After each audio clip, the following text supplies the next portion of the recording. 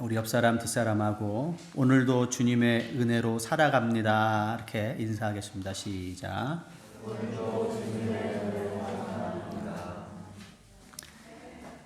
모든 것이 주님의 은혜인 줄로 믿으시죠? 믿으시게 되길 바랍니다. 내 힘으로 내가 잘해서 전혀 아닙니다. 모든 게 우리 하나님의 은혜죠. 너무 커서 너무 위대해서 우리가 잘 안 보일 뿐입니다. 오늘도 주님의 은혜로 살아가시는 여러분, 또 한 주간 살아가시게 되길 바라고요. 다시 한번 옆 사람 뒷사람, 오늘도 주님의 은혜로 살아갑니다. 시작. 오늘도 주님의 은혜로 살아갑니다. 오늘 본문에서 하늘의 전쟁이 벌어지고 있습니다. 천사장 중에 하나였던 미가엘 천사장과 루시퍼 사단과의 전쟁인데요. 이 루시퍼였던 이 사단이 큰 붉은 영이 그의 사자들과 함께 전쟁에서 패해서 하늘에서 땅으로 내쫓기는 장면이죠. 자, 오늘 저희가 살펴볼 내용들은 이게 어떤 의미를 가지고 있는가 라는 내용인데요. 전통적으로 교회는 요한계시록을 해석하면서 붉은 영 사단이 하늘에서 내어 쫓겼던 이 부분을 세 가지 해석을 우리에게 보여주고 있습니다. 첫 번째 해석은 사단의 첫 타락 장면이다. 가장 처음 루시퍼였던 천사장이 사단이 되어 타락했던 그 장면을 보여주고 있는 것이다 라는 첫 번째 해석인데요. 저와 여러분들이 이 본문을 몇 시간째 지금 살펴보고 있습니다만은 이 본문은 그 여자가 광야로 피신하는 그 장면과 이어져서 나오고 앞으로도 이어져 나갈 거거든요. 그래서 사단의 첫 원시 타락의 장면이다라고 보는 것은 조금 좀 무리가 있는 것 같고요. 두 번째 해석은 종말에 있을 사단의 최후의 전쟁일 것이다 이렇게 해석하는 이제 해석이 있습니다. 그러나 마지막 때에 그 최후의 전쟁이 이제 벌어질 텐데 마지막 최후의 전쟁을 주도하시는 분은 예수 그리스도께서 직접 주도하십니다. 계시록 19장을 보시면 한번 좀 이 영광스러운 장면을 한번 보시죠. 계시록 19장 11절로 14절까지 말씀을 우리 김택년 성도님 읽으실 거예요. 자, 찾으세요. 요한계시록 19장 11절로 14절까지 말씀을 한번 읽어주시죠. 또 내가 하늘이 열린 것을 보니 보라 백마가 그것을 탄 자가 있으니 그 이름은 충신과 진실이라. 그가 공의로 심판하며 싸우더라. 그 눈은 불꽃 같고 그 머리에는 많은 관들이 있고 또 이름 쓴 것 하나가 있으니 자기밖에 아는 자가 없고 또 그가 피 뿌린 옷을 입었는데 그 이름은 하나님의 말씀이라 칭하더라. 하늘에 있는 군대들이 희고 깨끗한 세마포 옷을 입고 백마를 타고 그를 따르더라. 자, 이게 요한계시록 19장 가장 마지막 부분에 이르렀어요. 최후의 전쟁이 벌어지는 겁니다. 마지막 최종적인 전쟁이 벌어질 텐데 이 전쟁을 주도하시는 것은 백마를 탄 자, 예수 그리스도죠. 모든 하늘의 군대가 예수님의 주의 아래 최종적인 전쟁을 벌일 거예요. 근데 오늘 읽었던 요한계시록 12장은 미가엘 천사장과의 싸움이죠. 종말에 있을 최후의 전쟁이라고 보기에는 좀 무리가 있습니다. 마지막 세 번째 해석은 어떤 시대에는 이게 모든 시대, 과거와 현재와 미래 모든 시대를 통틀어서 발생할 영적인 사건들이 내용을 보여주는 환상이다라고 이해하는 이제 해석입니다. 에덴 동산에서부터 오늘날까지 악한 세력들과 그들의 대적 행위들, 모든 영적인 싸움과 불의와 불경건함의 배후에 누가 있으며 그 싸움들의 원인은 무엇인가를 근본적으로 보여주는 환상이다라는 내용이죠. 교회와 사단과의 싸움의 본질, 그 내면을 보여주는 겁니다. 이 땅을 살아가면서 범죄와 갈등과 핍박이 있는 것이 도대체 그 배후에 누가 있는가 하죠. 그리고 그 원인은 무엇인가를 보여주는 하나의 전체적인 환상이다라고 보는 건데요. 개인적으로는 이 세 번째 해석이 굉장히 타당해 보여요. 자, 어쨌건 이런 전통적으로 교회는 이 내용을 세 가지 해석으로 우리에게 소개해주고 있는데요. 자, 중요한 것은 이것입니다. 이 전쟁에 있어서 가장 중요하고도 결정적인 하나의 이제 기준이 있어요. 12절입니다. 오늘 본문의 12절 보시면 이 영적인 전쟁에 하나의 중요한 초석이 있습니다. 12절, 본문의 12절, 우리 김태년 성도님 오늘 여러 구절을 읽으실 텐데 이것도 한번 읽어주시죠.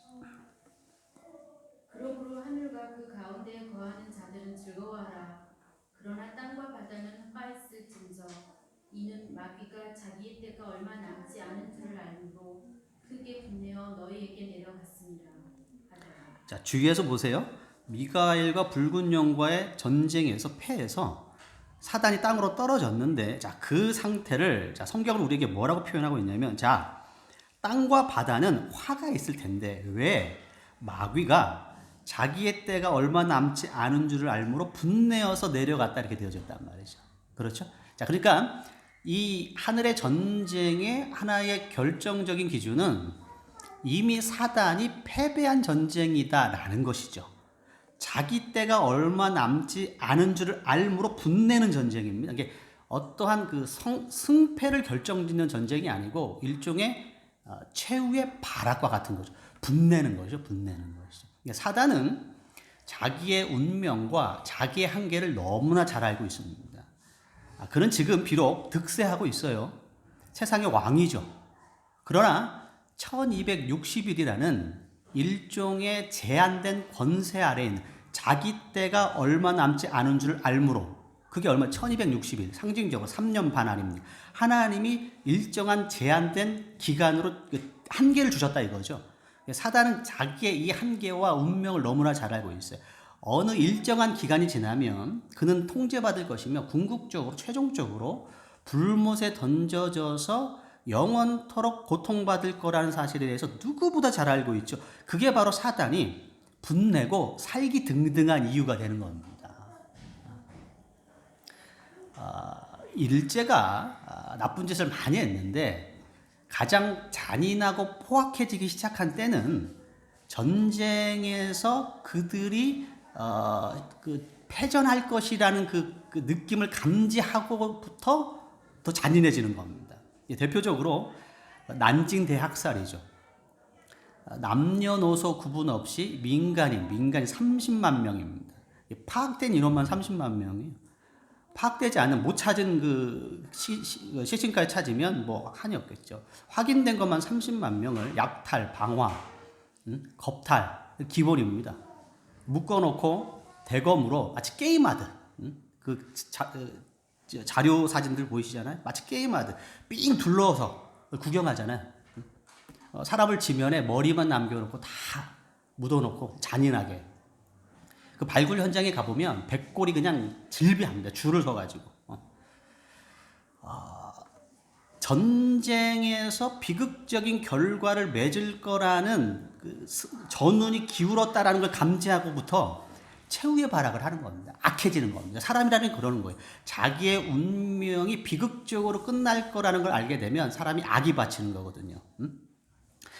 우리가 살고 있는 이 현 세상은 곳곳에, 세상 곳곳에 눈물과 고통이 가득합니다. 눈물과 고통이.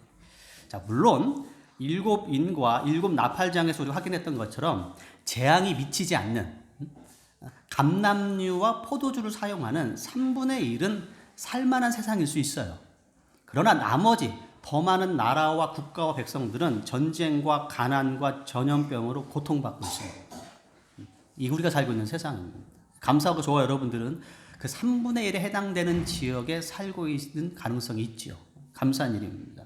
그러나 눈을 바깥으로 한 번만 돌려보면 세상은 못 먹고 못 입고 질병 가운데 고통받는 사람들이 수두룩합니다. 이게 우리가 살고 있는 현실이에요. 세상입니다. 춘향 전에 보면 그 이몽룡이죠. 이몽룡이 행색이 남루해서 나중에 변사또의 그 생일잔치에 참여해서 말석에 얻어앉지 않습니까? 행색이 남루하니까 양반이긴 양반인데 그래서 그냥 말석을 주는 거예요. 술 한 잔 얻어 먹잖아요. 술 한 잔 얻어 먹고 나서 가면서 남긴 시가 있어요. 자, 이런 시죠. 금준미주는 천일혈이요, 옥반가요는 만성고라. 금술잔에 담긴 향기로운 술은 민중의 피요, 화려한 쟁반에 담긴 좋은 안주는 만백성의 기름이라. 이 시구적을 남기고 눈치 빠른 사람들은 뭔가 심상치 않다 싶어 자리를 떠났죠. 이게 뭐예요? 술 한 잔에 백성들의 고열과 기름이 있다 이거죠. 꼭 그 춘향전에만 나오는 그 한 지역에 해당되는 사건일까요? 우리가 고개를 돌리면, 지금 우리는 먹고 마시고 입을 게 넉넉해서 이걸 모르지만, 고개를 한 번만 돌리고 좀 더 넓은 것을 바라보면 온 세상은 가난과 질병과 전쟁과 전염병으로 가득한 겁니다. 불평등과 착취와 눈물과 고통이 곳곳에 있어요. 왜 그럴까요? 왜 세상은 아이러니하지 않습니까? 기술은 발달되고 곡식은 넘쳐나고 세상의 경제는 발전되는 것 같은데, 왜 이런 불평들과 착취와 고난과 질병과 전염병과 전쟁은 끝이지 않고, 아니 오히려 심화되는 걸까요? 사단의 최후의 발악이 있다니까요. 땅과 바다는 화 있을진저, 이미 성경이 선포해 놨어요. 세상은 1260일 사단이 하나님 앞으로 마지막 전쟁에 의하여 백마를 탄 예수 그리스도에게 제압될 때까지 일정 기간, 주어진 기간 동안에 세상은 이미 화가 있는 겁니다. 왜요? 악마가, 사단이 자기 때가 얼마 남지 않은 줄 알고 이 땅에 내려왔단 말이에요. 그래서 미혹하는 겁니다. 사람들을 미혹하고 교만과 욕심과 수많은 정욕으로 사람들을 미혹하여 최후의 발악, 자기가 때가 얼마 남은지 얼마 안 남은 것을 아는 자의 발악이 되는 것이죠. 이게 우리가 살고 있는 세상의 눈물의 많은 부분의 원인이 여기 있게 되는 겁니다. 어떻게 보면 그리스도인과 불신자들의 차이가 여기에 있습니다. 자기의 미래와 운명을 어떻게 이해하느냐의 차이에 갈림길이 있는 거예요. 불신자는 죽음 이후에 대해서 무지합니다. 그냥 신화, 인간이 만들어 놓은 죽음 이후에 대한 세계관에 빠져 있어요. 그러나 역시 무지하기 때문에 공포스럽죠. 죽음이 한자로 공포스러운 거예요. 단지 이 땅이 모든 거예요. 그래서 먹고 마시고 즐길 뿐이죠. 그 다음의 세상은 불확실하니까 지금 우리가 누릴 수 있는 이 시간에 먹고 즐기지 아닙니까? 세상의 삶의 본질적인 내용이란 말이죠. 그리스도인들은, 아니, 우리의 영광스럽고 존귀함이 영원한 신분과 위치와 운명을 믿는 사람들입니다. 할렐루야? 그래서 자기를 통제하는 것이죠. 자기를 근신하고 가꾸고 준비하는 겁니다. 왜요? 지금보다 아름답고 영광된 신분과 미래와 세상이 있을 것을 알기 때문에, 그 시대와 그 세상의 주인공으로 서야 될 줄을 알기 때문에 지금 먹고 싶어도 안 먹고, 소리치고 싶어도 소리 안 치고, 화를 내고 싶고 혈기를 내고 싶어도 안 내는 거예요. 새로운 세상에 안 맞는 거거든. 내 욕심대로, 혈기대로, 자존심에 살아가는 이 세상은 앞으로 오게 될 새로운 세상에 어울리지 않기 때문에 절제하는 것이죠. 근신하는 것이죠. 그리스도인의 삶, 행동의 양식입니다. 사랑하는 성도 여러분, 사단처럼 정죄받은 운명, 자기의 때가 정해져서 불행한 운명으로 인하여 소망 없는 삶을 살지 않게 되길 바랍니다. 여러분들은 하나님이 주시는 영광되고 존귀한 신분과 운명을 믿으시고 그 믿음 안에서 정결하게, 순결하게 살아가시는 여러분 되시기를 부탁의 말씀을 드리겠습니다. 아멘. 자, 10절과 11절. 이 이야기가 어떻게 이어지는지 계속 보겠습니다. 10절과 11절. 읽어주시죠. 내가 또 들으니 하늘에 큰 음성이 있어 이르되 이제 우리 하나님의 구원과 능력과 나라와 또 그의 그리스도의 권세가 나타났으니 우리 형제들을 참수하던 자 곧 우리 하나님 앞에서 밤낮 참수하던 자가 쫓겨났고 또 우리 형제들이 어린 양의 피와 자기들이 증언하는 말씀으로써 그를 이겼으니 그들은 죽기까지 자기들의 생명을 아끼지 아니하였도다. 자, 11절 말씀에 주목하세요. 또 우리 형제들이 뭐예요? 어린 양의 피와 아닙니까? 사단이 하늘에서 전쟁이 벌어져 땅으로 떨어진 사단의 그 결정적인 패배의 원인은 어린 양의 피입니다. 어린 양의 피와 그 증언하는 말씀으로 그를 이겼도다 이거 아닙니까? 어린 양의 피가 십자가에 설리신 보혈이 사단의 결정적인 패배의 원이 되는 줄로 믿습니다. 자, 사단이 하는 일은 참소할 자를 찾아다니는 겁니다. 베드로전서 5장 8절에 의하면 근신하라 깨어라 너희 대적 마귀가 우는 사자처럼 두루다니며 삼킬 자를 찾나니 아멘? 이렇게 되어 있죠? 마귀는 우는 사자처럼 두루다녀 세상을 두루다니면서 욥기에 보면 하나님께서 사단에게 물어봤죠. 너 어디 갔다 왔느냐 이렇게 물어보니까 사단이 제가 세상을 두루돌아 여기저기 다녀왔습니다 이렇게 얘기하죠. 사단이 하는 일은 세상을 두루두루 돌아다니면서 참소할 자를 찾는 겁니다. 여러분 참소는 지난주에 살펴봤던 것처럼 남을 헐뜯는 마음입니다.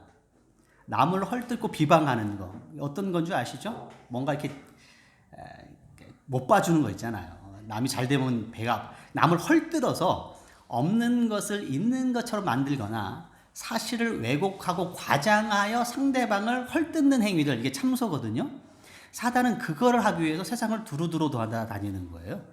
근데 이 참소가 가능한 이유는 세상에 죄가 있기 때문에 그렇습니다. 죄가 있기 때문에 사단이 고소와 참소를 하고 이 고소와 참소에 의하여 사단이 사망 권세를 잡고 있거든요. 그래서 죄가 모든 사단의 참소의 근거예요. 근데 결정적인 일이 벌어졌죠. 예수님께서 십자가의 사건과 십자가에서 흘린 피로 인하여서 이 죄를 해결하신 거예요. 그래서 결과적으로 사단이 참소할 재료가 소멸된 것이죠. 죄가 있어서 그 죄를 부풀려 왜곡하여 하나님께 고소하는 것이 사단의 일인데 그래서 이걸로 인하여서 사망을 잡았는데 출발 지점인 죄가 사라진 거예요. 그러면 고소할 재료가 소멸된 거죠. 사단에게 있어서는 가장 큰 자기의 치명적인 베이스 캠프 진지가 파괴된 거란 말이에요. 사단의 일거리가 없어진 것이죠. 결정적인 패배가 온 거란 말이에요.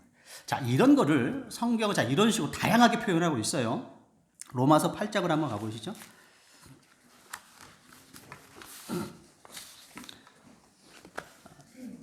이런 사건들을 성경이 어떠한 다양한 관점에서 시각으로 우리에게 보여주는지를 한번 찾아보십시오. 로마서 8장 1절과 2절.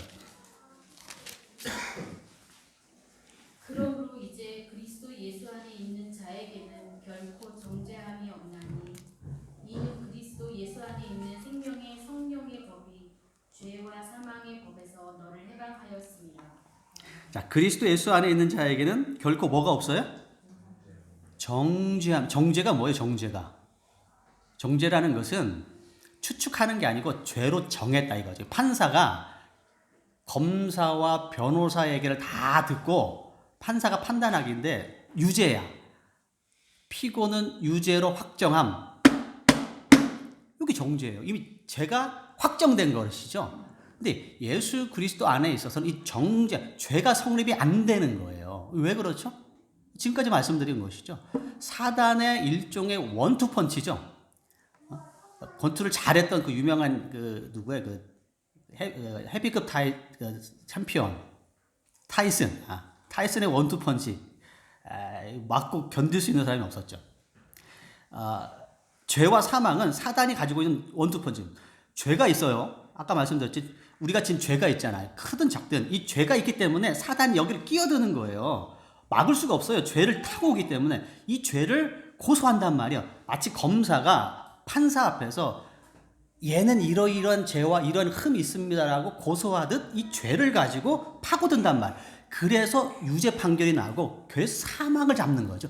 죄의 싹은 죄의 싹은 사망이요. 아닙니까? 죄의 싹은 사망이요. 이 죄의 결과는 사망으로 가기 때문에 죄를 고소한 사탄이 사망의 세력을 잡은 거예요. 그런데 문제는 뭐냐면 예수 그리스도 안에 있는 자들에게 예수님께서 이 고소하고 참소할 재료를 소멸시켜 주신 것이죠. 그러면 정죄가 이루어지지 않잖아요. 뭐예요 이거? 고소 취하가 되는 것이죠. 이게 검사가 유죄 자료들을 기소할 자료를 갖고 왔는데 이게 무죄의 증인에 의해서 무죄가 판결된 거예요. 검사가 제시한 자료가 소용 무용지물이었네. 검사가 이렇게 얘기하죠. 기소 취하합니다. 없어진 거란 말이죠. 할렐루야? 정죄함이 없는, 이게 정죄함이 없는, 예수 그리스도께서 십자가에서 우리 모든 죄를 해결해 주셨기 때문에 검사 역할을 하는 사단이 기소할 재료가 없어진 것이죠. 누가복음 10장을 가보시죠. 자, 이 내용을 또 이렇게 표현하고 있어요.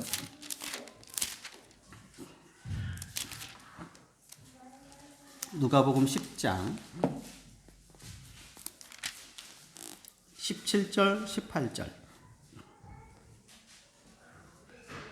70인이 기뻐하며 돌아와 이르되 주여 주의 이름이면 귀신들도 우리에게 항복하더이다. 예수께서 이르시되 사탄이 하늘로부터 번개같이 떨어지는 것을 내가 보았노라. 자, 아멘. 사탄이 하늘로부터 어떻게 해요? 번개처럼 땅에 떨어지는 것을 내가 보았노라. 예수님께서 70인 제자들을 세우고 본격적으로 하나님 나라의 복음을 선포하시되 본인이 다 못하니까 70인을 2인 1조로 구성하여서 전도대를 보냈잖아요. 전도대들이 가서 복음을 전하고, 복음을 전하는데 기적이 일어나는 거예요.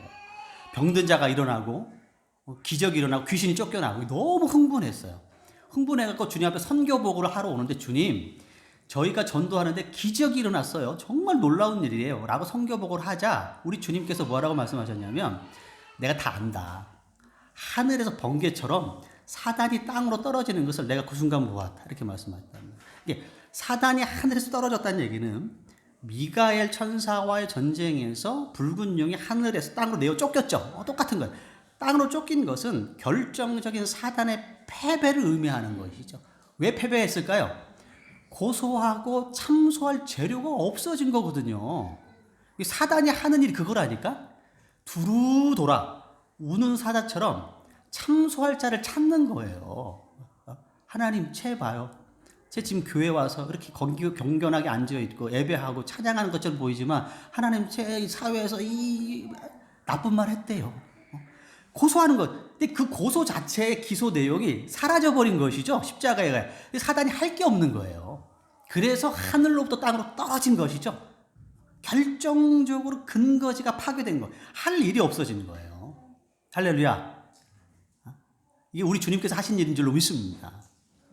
하늘에서 땅으로 떨어졌다는 의미가 바로 여기에 있는 거거든요. 그 영화에 보면 그 자주 등장하는 장면이죠. 한국 영화에 보면 이런 장면들이 간혹 자주 등장해요. 그 사채, 제1, 제2, 제3 금융권이 아닌 사채를 썼던 불쌍한 남자가 있어요. 매일 이 빚을 독촉하기 위해서 온몸에 그 문신을 한 험상궂은 그 남자들 찾아와서 빚 독촉을 하죠. 뭐 갚을 길이 있나요?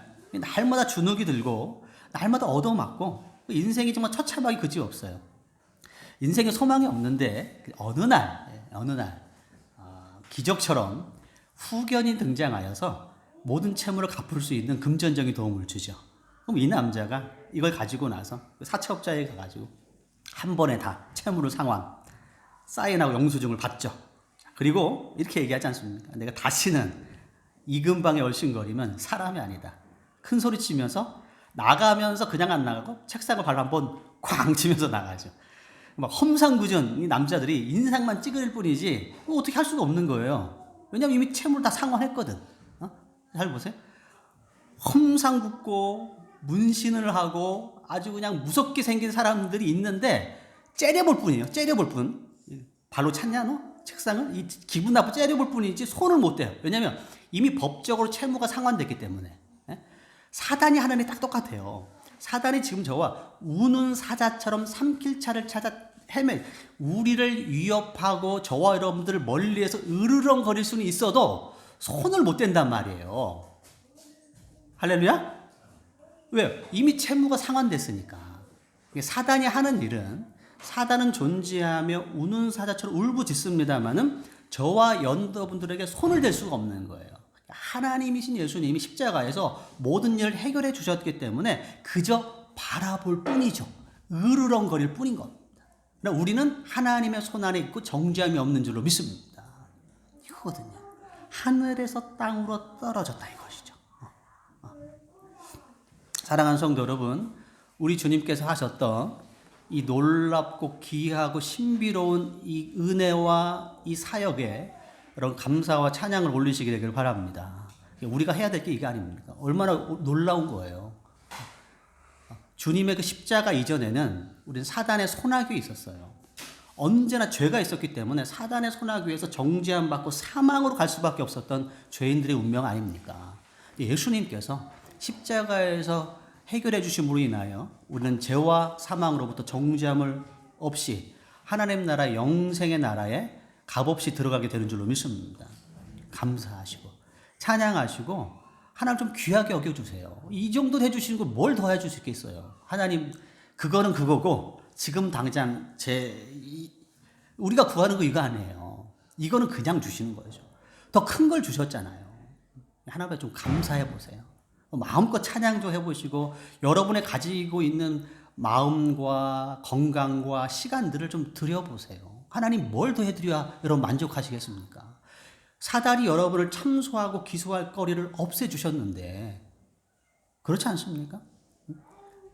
하나님 앞에 나오셔서 좀 더 경건한 마음으로 여러분의 마음을 들여 찬양하는 여러분 되시게 되길 바랍니다.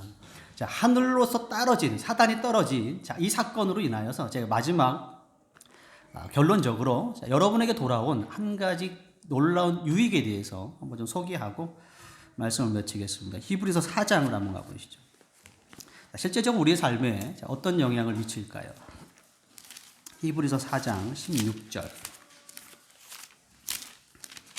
그러므로 우리는 잠깐만요. 너무 빨리 잠깐만. 찾고 나면. 히브리서 4장 16절. 김태년 성도님 성경 되게 빨리 찾으시네. 그러므로 우리는 긍휼하심을 받고 때를 따라 돕는 은혜를 얻기 위하여 은혜의 보좌 앞에 담대히 나아갈 것이니라. 자, 연결이 되시죠? 긍휼하심을 받고 때를 따라 돕는 은혜를 얻기 위하여 은혜 보좌 앞에 담대히 나아갈 것이니라. 자, 이게 왜 가능하죠? 자, 지금까지 저에게 말씀드린 여러분에게 말씀드린 이 모든 것이 전제가 되어 우리가 하나님 앞에 담대히 나갈 수가 있는 거예요. 사단이 우리 길을 막을 수가 없는 겁니다. 우리를 기소하거나 참소할 수가 없는 거예요. 우리를 방해하고 잡아 끌어내릴 수 있는 재료가 소멸됐거든요.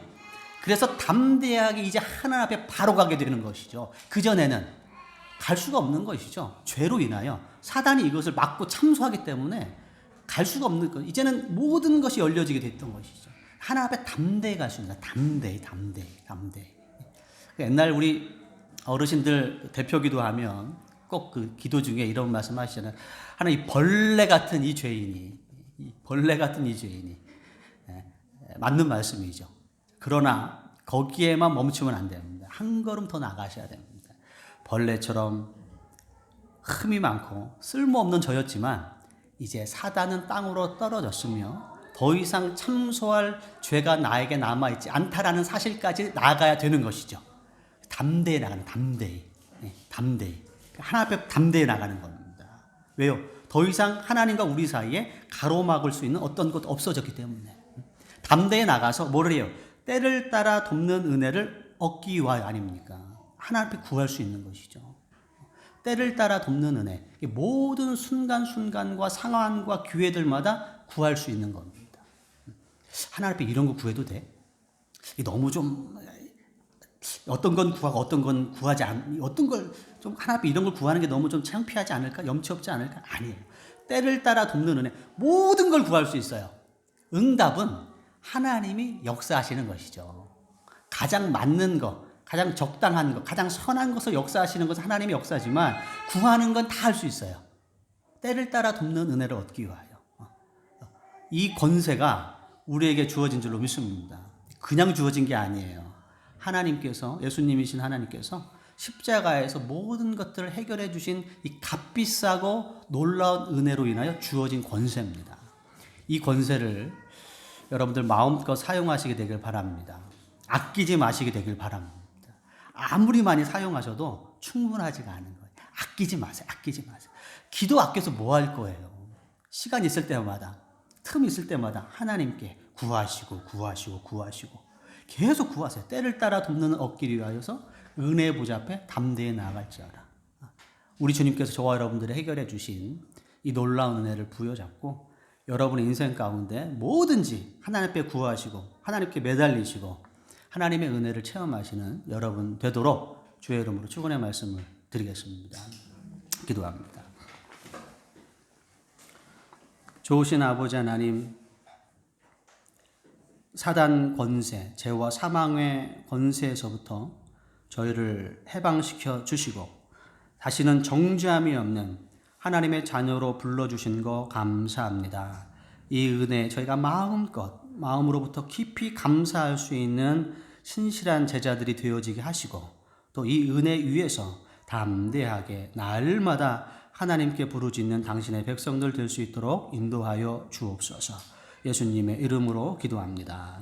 아멘.